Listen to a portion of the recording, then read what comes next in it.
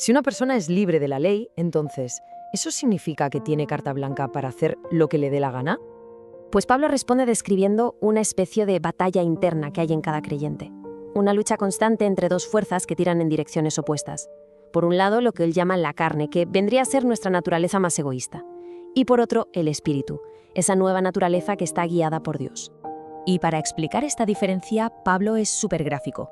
Fijaos en esta lista. Contrasta los resultados de dejarse llevar por la carne, lo que él llama obras, con los resultados de vivir guiados por el espíritu, que él llama fruto. El contraste, la verdad, salta a la vista. Pues bien, a este proceso continuo de vivir de acuerdo a esa nueva naturaleza, de ir produciendo ese fruto del espíritu, es a lo que en teología se le llama santificación.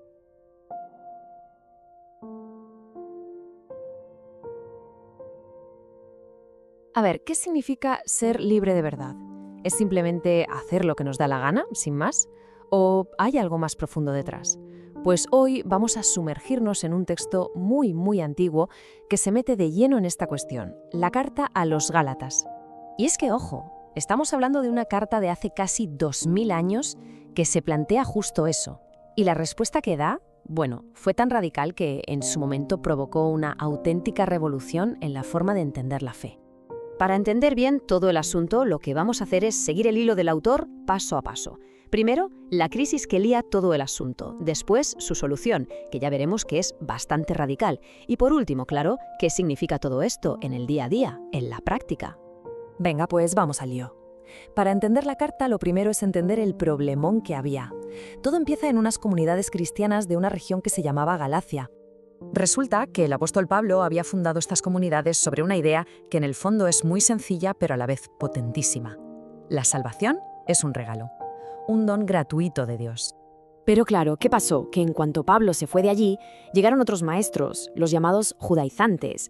Y esta gente venía con un mensaje totalmente distinto. Decían que para ser un buen cristiano, primero había que cumplir con las leyes judías. O sea, un mensaje totalmente opuesto al de Pablo. Y como es de imaginar, esto creó una confusión y una división tremendas. El meollo de toda esta discusión estaba en un concepto clave, la justificación. A ver, para que nos entendamos, esto se refiere a cómo una persona puede ser declarada justa, o sea, cómo puede ser aceptada por Dios. Y es justo aquí donde Pablo, al enterarse de todo esto, vuelve a la carga. Vamos a ver cómo responde a este lío, porque lo hace con una defensa, apasionadísima de la libertad. Pablo arranca con esta frase que es potentísima. Y es que para él esto no era un debate teológico de poca monta, no. Era una elección radical entre dos polos opuestos, la libertad o la esclavitud. Para estos maestros judaizantes, la obra de la ley por excelencia que le exigían a la gente que no era judía era la circuncisión. Pero para Pablo, imponer esto era un error catastrófico. Él defendía que exigir la circuncisión no era un detallito sin más, era algo que dinamitaba por completo todo el mensaje cristiano. Y daba 3 razones que eran, la verdad, demoledoras. Y aquí viene algo súper interesante, su idea de caer de la gracia. Ojo que esto no significa cometer un pecado y ya está, no. Para Pablo, caer de la gracia era algo mucho más profundo. Era dejar de confiar en el regalo de Dios para volver a intentar ganarse la salvación por méritos propios, o sea, por tus propias obras. Entonces, ¿cuál es el punto clave para Pablo? Pues que lo que de verdad importa, lo que de verdad vale, es una fe que se pone en acción a través del amor. Así de simple y así de profundo. Claro, esto nos lleva a una pregunta casi inevitable, ¿no? Si una persona es libre de la ley, entonces, ¿eso significa que tiene carta blanca para hacer lo que le dé la gana? Pues Pablo responde describiendo una especie de batalla interna que hay en cada creyente. Una lucha constante entre dos fuerzas que tiran en direcciones opuestas.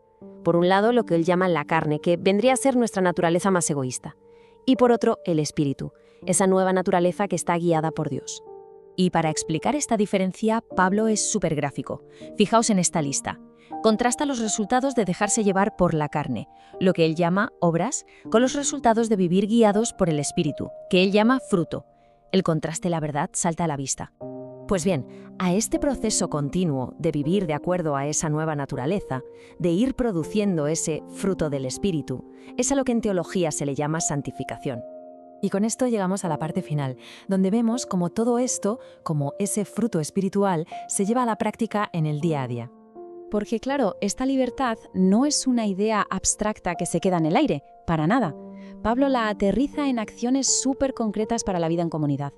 Habla de cosas como restaurar con amabilidad a alguien que ha metido la pata o ayudarse unos a otros a llevar las cargas de la vida. Y esto nos lleva a una de las ideas clave de toda la carta, que se podría resumir en una frase genial. La fe sola es la que salva, pero la fe que salva nunca está sola. O sea que si es una fe de verdad, inevitablemente va a transformar la vida de una persona. Ya en sus últimas palabras, que por cierto escribe de su propio puño y letra y con letras bien grandes para que quedara claro que era él, Pablo da la conclusión final. Lo único que importa al final de todo no son los rituales externos, sino ser una nueva creación. Así que la carta, al final, nos deja con una pregunta que resuena con la misma fuerza hoy que hace 2000 años. Si lo que de verdad cuenta es la fe, entonces, ¿cómo se manifiesta esa fe? ¿Cómo se vive?